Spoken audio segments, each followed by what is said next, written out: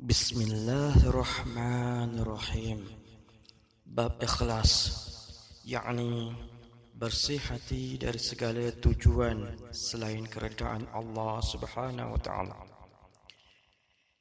Al-Faqih Abul Lais berkata, telah menerangkan kepada kami Muhammad bin Al-Fadil bin Ahnaf berkata, telah menerangkan kepada kami Muhammad bin Ja'far Al-Qarabisi, ia berkata, telah menerangkan kepada kami Ibrahim bin Yusuf, ia berkata, telah menerangkan kepada kami Ismail bin Ja'far dari Ammar Maula Al-Muttalib dari Hashim dan Muhammad bin Labid berkata, Nabi SAW telah bersabda, yang sangat saya khawatirkan atas kamu ialah syirik yang terkecil. Sahabat bertanya, ya Rasulullah, apakah syirik yang kecil itu? Jawabnya, riya. Pada hari pembalasan kelak, Allah berkata pada mereka, pergilah kamu kepada orang-orang yang dahulu kamu beramal kerana mereka di dunia. Lihatlah di sana kalau kamu mendapatkan kebaikan dari mereka. Riya ialah beramal untuk dilihat orang, dipuji dilihat orang. Abul Lais berkata, dikatakan pada mereka sedemikian itu kerana amal perbuatan mereka ketika di dunia secara tipuan, maka dibalas demikian. Firman Allah, yukhadi'una Allah wa huwa khadi'uhum. Allah membalas cara tipuan mereka itu dan membatalkan semua amal perbuatan mereka itu. Kerana kamu dahulu tidak beramal untukku, maka pembalasan amalmu itu tidak ada padaku. Sebab tiap amal yang tidak ikhlas kepada Allah, maka tidak sampai kepadanya. Kerana itu, tiap amal yang dikerjakan tidak kerana Allah dan kerana lainnya, maka Allah lepas tangan daripadanya. Abu Lais meriwayatkan dengan sanadnya dari Abu Hurairah radhiyallahu anhu berkata, dari Nabi SAW bersabda, Allah telah berfirman, akulah yang terkaya dari semua sekutu. Aku tidak berhajat kepada amal yang dipersekutukan yang lain-lain. Maka siapa beramal lalu mempersekutukan kepada lain-lainku, maka aku lepas bebas dari amal itu. Hadis ini sebagai dalil bahawa Allah tidak menerima amal kecuali yang ikhlas melulu kepadanya. Maka jika tidak ikhlas, tidak diterima dan tidak ada pahalanya, bahkan tempatnya tetap dalam neraka Jahanam, sebagaimana tersebut dalam ayat ke-18 surah Al-Isra, man kana yuridul ajilata ajjalna lahu fiha ma nasha'u liman nuridu thumma ja'alna lahu jahannam ثم جعلناه له جهنم يصلاها مذموما مدحورا ومن أراد الآخرة وسعى لها سعيها وهو مؤمن فأولئك كان سعيهم مشكورا. Dan bermaksud, siapa yang menginginkan dunia dengan amalnya, kami berikan kepadanya dari kekayaan dunia. Bagi siapa kami kehendaki kebinasaannya, kemudian kami masukkan ia ke dalam neraka Jahanam sebagai seorang terhina dan terusir jauh dari rahmat Allah. Dan siapa yang menginginkan akhirat dan berusaha dengan sungguh-sungguh dan ikhlas dan disertai iman, maka usaha amal mereka itulah yang terpuji, yakni yang terima. Kullan numiddu haula'i wa haula'i min ata'i rabbika wa haula'i min ata'i rabbika wa ma kana ata'u rabbika mahdzura. Masing-masing dari dua golongan kami beri rezeki, dan pemberian Tuhanmu tidak terhalang, baik terhadap mukmin kafir, berbakti mahupun lacur. Dari ayat keterangan ini, nyatalah bahawa yang beramal kerana Allah maka akan diterima, sedang yang beramal tidak kerana Allah tidak akan diterima dan hanya mendapat lelah dan susah semata-mata, sebagaimana dinyatakan dalam hadis Abu Hurairah radhiyallahu berkata, Nabi SAW bersabda, ada kalanya orang puasa dan tidak mendapat apa-apa dari puasanya kecuali lapar dan haus. Dan ada kalanya orang bangun malam dan tidak mendapat apa-apa dari bangunnya kecuali tidak tidur semata-mata, yakni tidak mendapat pahala dari amalnya. Seorang ahli hikmat berkata, contoh orang yang beramal dengan riak atau sum'ah itu bagaikan seorang yang keluar ke pasar dan mengisi kantongnya dengan batu, sehingga orang-orang yang melihat kantongnya semua merasa kagum dan berkata, alangkah penuhnya kantong wang orang itu, tetapi sama sekali tidak berguna baginya, sebab tidak dapat dibelikan apa-apa, hanya semata-mata mendapat pujian orang-orang. Demikian pula orang yang beramal dengan riak, sum'ah, tidak ada pahalanya di akhirat. Sebagaimana firman Allah dalam surah Al-Furqan ayat ke-23, وَقَدِمْنَا إِلَى مَا عَمِلُوا مِنْ عَمَلٍ فَجَعَلْنَاهُ عَبَاءً مَنْثُورًا, yang bermaksud, dan kami periksa semua amal perbuatan mereka, lalu kami jadikan debu yang berhamburan. Waqi' meriwayatkan dari Sufyan As-Sawri dari orang yang mendengar Mujahid berkata, seorang datang kepada Nabi SAW dan berkata, ya Rasulullah, saya bersedekah mengharapkan keredaan Allah dan ingin juga disebut dengan baik. Maka turunlah ayat surah Al-Kahfi yang berbunyi, فَمَنْ كَانَ يَرْجُو لِقَاءَ رَبِّهِ فَلْيَعْمَلْ عَمَلًا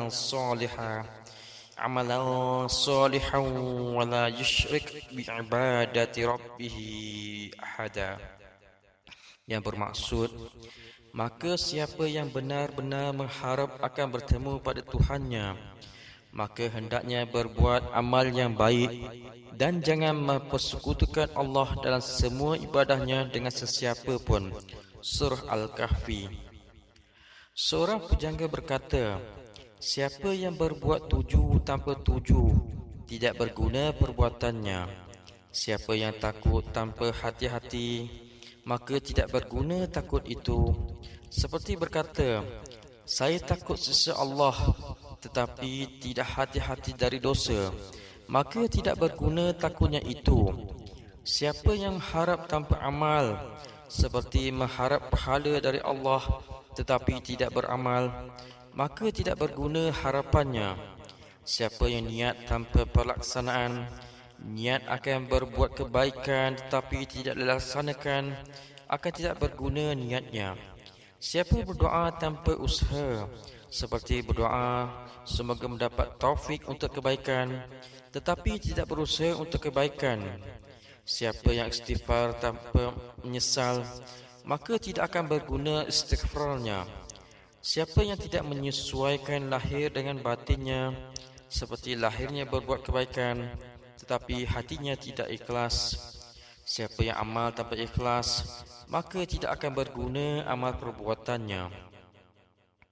Abu Hurairah radhiyallahu berkata, Nabi SAW bersabda, akan keluar pada akhir zaman suatu kaum, yakni golongan yang mencari dunia dengan menjual agama, memakai pakaian bulu domba, lidah mereka lebih manis dari madu, sedang hati mereka bagaikan serigala. Allah akan berfirman pada mereka, apakah terhadapku mereka bermain-main dan melawan?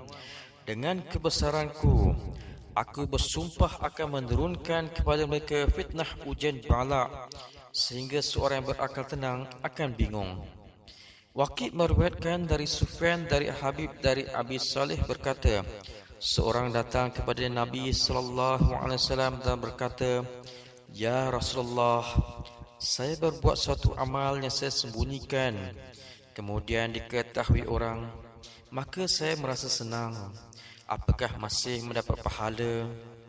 Jawab Nabi sallallahu alaihi wasallam, "Ya, ya bagimu pahala rahsia dan terang." Abu Lais berkata, diketahui orang sehingga ditiru, maka ia mendapat pahala kerana beramal dan mendapat pahala kerana ditiru orang. Sebagaimana sabda Nabi sallallahu alaihi wasallam, siapa yang memberi contoh kebaikan, maka ia mendapat pahala dan pahala orang-orang yang meniru perbuatannya hingga hari kiamat. Dan siapa yang memberi contoh kejahatan, maka ia mendapat dosa dan dosa orang-orang yang meniru perbuatannya hingga hari kiamat. Abdullah bin Al-Mubarak meriwayatkan dari Abu Bakar bin Maryam dari Dhamirah dari Abi Habib berkata, Rasulullah sallallahu alaihi wasallam bersabda, ada kalanya para malaikat membawa amal seorang hamba dan mereka anggap banyak dan mereka menyanjungnya sehingga sampai ke hadirat Allah. Maka Allah berfirman kepada mereka, kamu hanya mencatat amal hamba-Ku, sedang Aku mengawasi isi dan niat hatinya. Hamba-Ku ini tidak ikhlas kepada-Ku dalam amalnya, maka catatlah dalam sijin. Dan ada kalanya membawa naik amal hamba, lalu mereka anggap sedikit dan kecil sehingga sampai kepada Allah. Maka Allah berfirman kepada para malaikat, kamu mencatat amal perbuatan hamba-Ku dan Aku mengawasi isi hati dan niatnya. Orang ini benar-benar ikhlas dalam amal perbuatannya kepada-Ku. Catatlah amalnya dalam Illiyin. Dengan ini nyata bahawa amal yang sedikit dengan ikhlas lebih baik daripada yang banyak jika tidak ikhlas. Sebab amalnya diterima oleh Allah, dilipat gandakan pahalanya. Adapun yang tidak ikhlas, maka tidak ada pahalanya, bahkan tepatnya dalam neraka Jahanam. Abu Lais berkata, saya telah dicerita oleh beberapa ulama dengan sanad mereka yang langsung dari Uqbah bin Muslim dari Samir al-Ash berkata bahawa ia ketika masuk ke kota Madinah melihat seorang yang dikerumuni orang banyak. Lalu saya bertanya, siapakah orang itu? Jawab orang-orang itu, Abu Hurairah radhiyallahu anhu. Maka saya mendekat kepadanya, dan ketika bubar dan sepi orang-orang, saya bertanya kepadanya, saya tuntut engkau demi Allah, ceritakan kepadaku hadis yang telah kau dengar dan kau ingat langsung dari Rasulullah sallallahu alaihi wasallam. Abu Hurairah radhiyallahu anhu berkata, duduklah, akan saya ceritakan kepadamu hadis yang saya sendiri mendengar dari Rasulullah sallallahu alaihi wasallam yang waktu itu tidak ada orang lain bersama kami. Kemudian menarik nafas berat lalu pingsan. Kemudian setelah sedar dan mengusap mukanya berkata, akan saya ceritakan kepadamu hadis Rasulullah sallallahu alaihi wasallam. Kemudian menarik nafas dan langsung pingsan. Kemudian sedar dan mengusap mukanya dan berkata, saya akan menceritakan kepadamu hadis Rasulullah sallallahu alaihi wasallam. Kemudian ia menarik nafas berat dan pingsan agak lama. Kemudian sedar dan mengusap mukanya. Lalu berkata, Rasulullah sallallahu alaihi wasallam telah bersabda, apabila hari kiamat, maka Allah akan menghukum di antara semua makhluk dan semua umat bertekuk lutut, dan pertama yang dipanggil ialah orang yang mengerti Al-Quran dan orang yang mati fisabilillah dan orang kaya. Maka Allah menanya kepada orang yang pandai Al-Quran, tidakkah aku telah mengajarkan kepadamu apa yang aku turunkan kepada utusanku? Jawab orang itu, benar ya Tuhanku. Lalu kau perbuat apa terhadap apa yang telah kau ketahui itu? Jawabnya, saya telah mempelajarinya di waktu malam dan mengerjakannya di waktu siang. Firman Allah, dusta kau. Malaikat juga berkata, dusta kau. Sebaliknya dikau hanya ingin disebut qari ahli dalam Al-Quran dan sudah disebutnya sedemikian itu. Lalu dipanggil orang yang kaya dan ditanya, engkau telah berbuat apa terhadap harta yang aku berikan kepadamu? Jawabnya, saya telah gunakan untuk membantu keluarga dan bersedekah. Dijawab oleh Allah, dusta kau. Juga para malaikat berkata, dusta engkau. Kau berbuat itu hanya ingin disebut dermawan loman dan sudah terkenal sedemikian.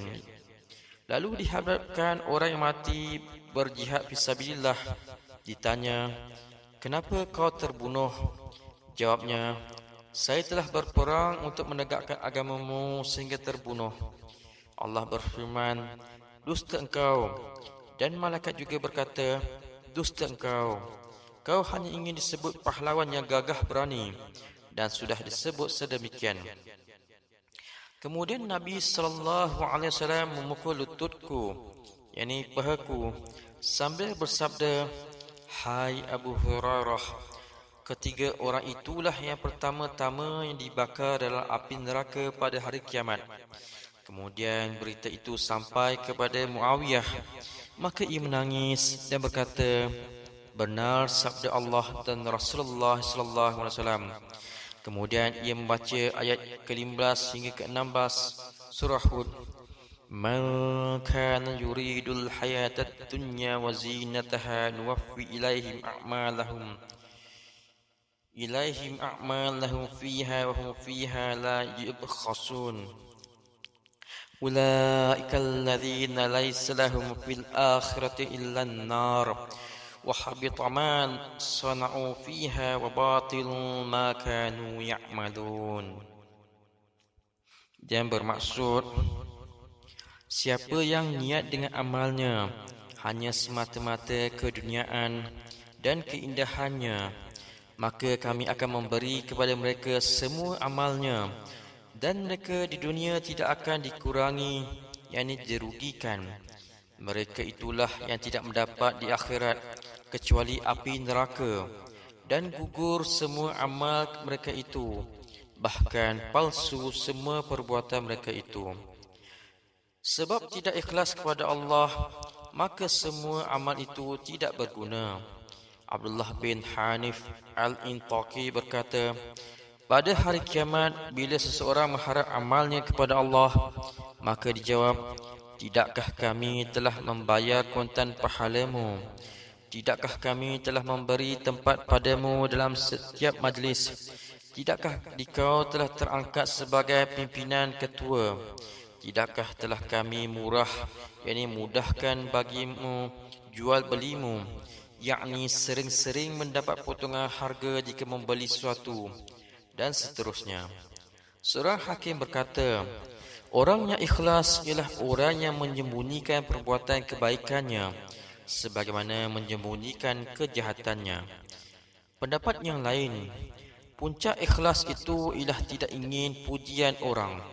Zinnun al-Mishri ketika ditanya, bilakah orang diketahui bahawa ia termasuk pilihan Allah? Jawabnya, jika telah menanggalkan istirahat dan dapat memberikan apa yang ada dan tidak menginginkan kedudukan dan tidak mengharapkan pujian atau cacian orang, yakni dipuji tidak merasa besar dan dicela tidak merasa kecil. Adi bin Hatim An-Ta'i berkata, Rasulullah SAW bersabda, pada hari kiamat kelak, beberapa orang yang diperintahkan untuk dibawa ke syurga, dan setelah melihat segala keindahannya serta merasakan bau harumnya, maka diperintahkan untuk dijauhkan daripadanya kerana mereka tidak ada bahagian dalamnya. Maka kembali mereka dengan penjelasan yang tidak ada tara bandingnya, sehingga mereka berkata, ya Tuhan, andaikan kau masukkan kami ke dalam neraka sebelum kau perlihatkan kepada kami pahala yang kau sediakan bagi para walimu. Jawab Allah, sengaja aku berbuat itu kepada kamu. Kamu dahulu bila bersendirian berbuat dosa-dosa besar, dan bila di muka orang-orang berlagak alim sopan dan taat, kamu hanya riak, memperlihatkan kebaikan kepada manusia dan tidak takut kepadaku. Kamu mengagungkan orang dan tidak mengagungkan aku. Maka kini aku merasakan kepada kamu kepedihan siksaku, di samping aku haramkan atas kamu kebesaran pahalaku. Abdullah bin Abbas radhiyallahu anhu berkata, Rasulullah sallallahu alaihi wasallam bersabda, ketika Allah telah melengkapi Jannatul Adin dengan segala keindahan yang belum dilihat oleh mata dan terdengar oleh telinga dan tergerak dalam hati khayal manusia, maka Allah menyuruhnya supaya berkata-kata. Maka syurga itu berkata, Qad aflahal mu'minun, Qad aflahal mu'minun, Qad aflahal mu'minun. Sungguh untung orang yang beriman percaya. Sungguh untung orang yang beriman percaya. Sungguh untung orang yang beriman percaya. Inni haram ala kulli bakhil wa munafik wa mura'i. Saya ini haram untuk dimasuki oleh tiap orang yang bakhil dan orang munafik dan orang yang berbuat riak.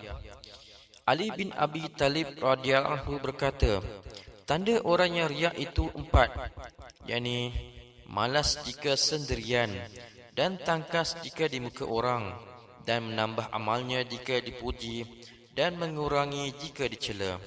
Syakif bin Ibrahim berkata, benteng amal itu ada 3.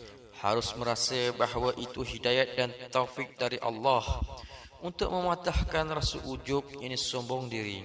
Kedua, harus niat untuk mendapat redha Allah untuk mematahkan hawa nafsu. Ketiga, harus mengharap pahala dari Allah untuk menghilangkan rasa tamak, rakus dan riak. Dan ketiga ini, amal dapat ikhlas kepada Allah. Mengharap redha Allah supaya tiap amal hanya melulu yang diredai Allah, supaya tidak beramal terdorong oleh hawa nafsu. Dan apabila amal itu kerana mengharap pahala dari Allah, maka tidak hirau terhadap pujian atau celaan orang. Seorang hakim berkata, seharusnya seorang yang beramal itu belajar adab dari pengembala kambing. Ketika ditanya, bagaimanakah?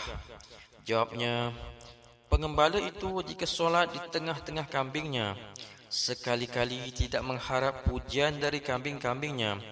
Demikianlah seorang yang beramal harus tidak hirau apakah dilihat orang atau tidak. Seorang hakim berkata, untuk keselamatan suatu amal berhajat pada 4 macam, yakni ilmu pengetahuan. Sebab amal tanpa ilmu lebih banyak salahnya daripada benarnya dan tepatnya. Kedua, niat. Sebab tiap amal tergantung pada niatnya. Sebagaimana sabda Nabi sallallahu alaihi wasallam, sesungguhnya semua amal tergantung pada niat dan yang dianggap bagi tiap orang apa yang ia niatkan. Ketiga, sabar supaya dapat melaksanakan amal itu dengan baik dan sempurna, tu'maninah dan tidak keburu. Keempat, tulus ikhlas, sebab amal tidak akan diterima tanpa ikhlas.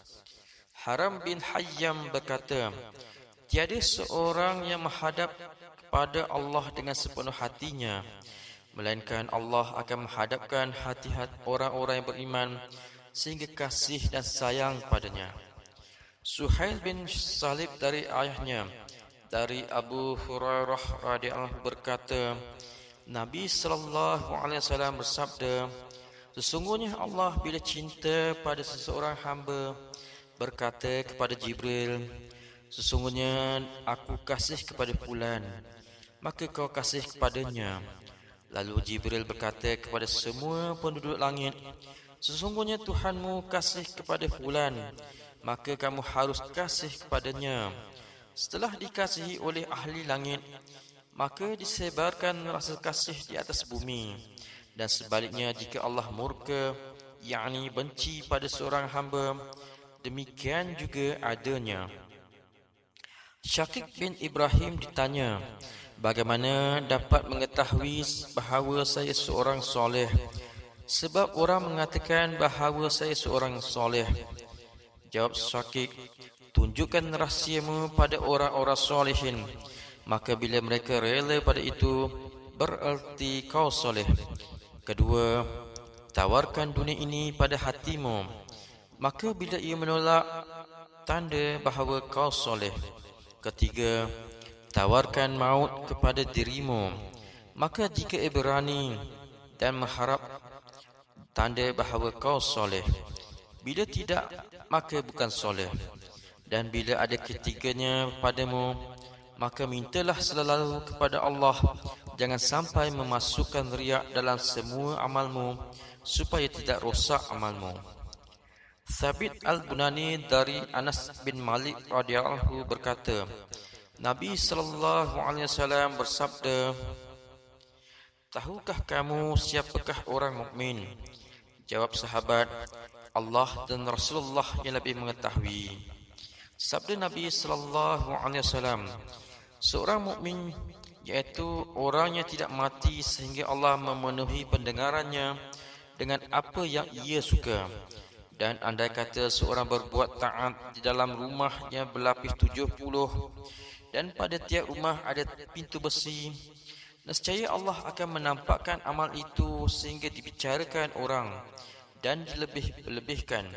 Ditanya, ya Rasulullah, bagaimana dilebih-lebihkan? Jawabnya, seorang mukmin suka bila amalnya bertambah.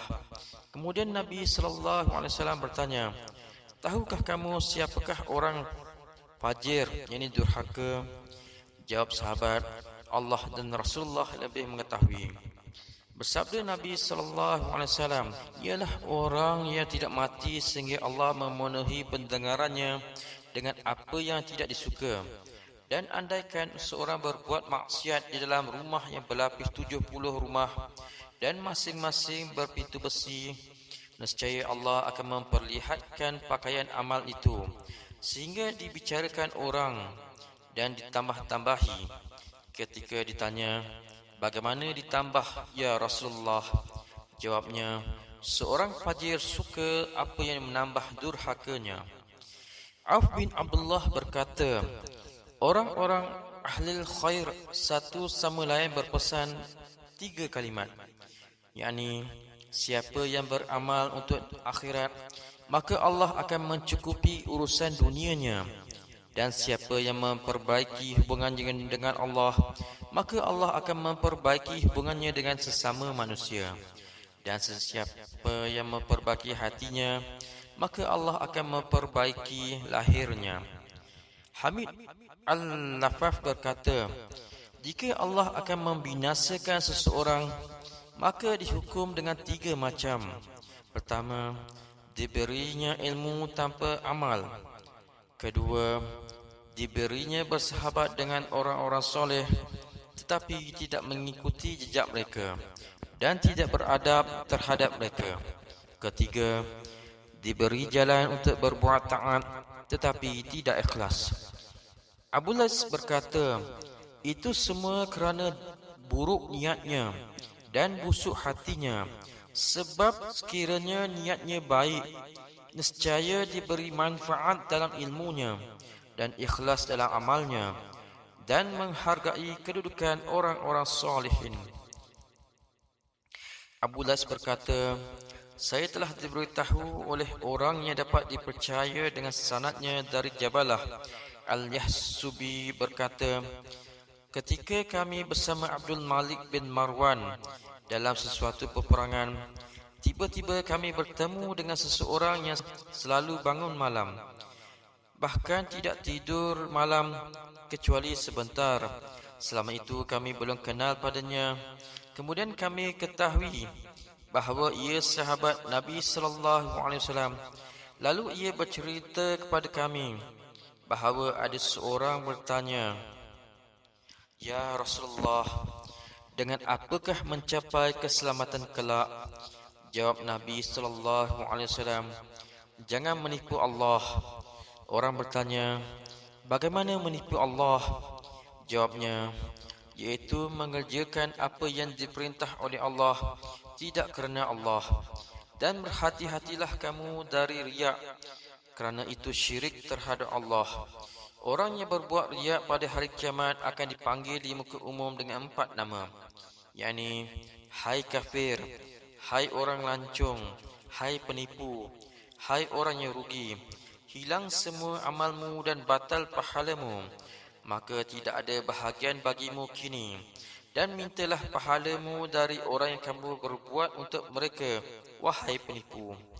Saya tanya kepadanya, demi Allah yang tiada Tuhan kecuali Dia, apakah benar kau mendengar sendiri hadis ini dari Rasulullah sallallahu alaihi wasallam? Jawabnya, demi Allah yang tiada Tuhan kecuali Dia, sungguh daku telah mendengar sendiri dari Rasulullah sallallahu alaihi wasallam, kecuali jika saya keliru sedikit yang tidak saya sengaja.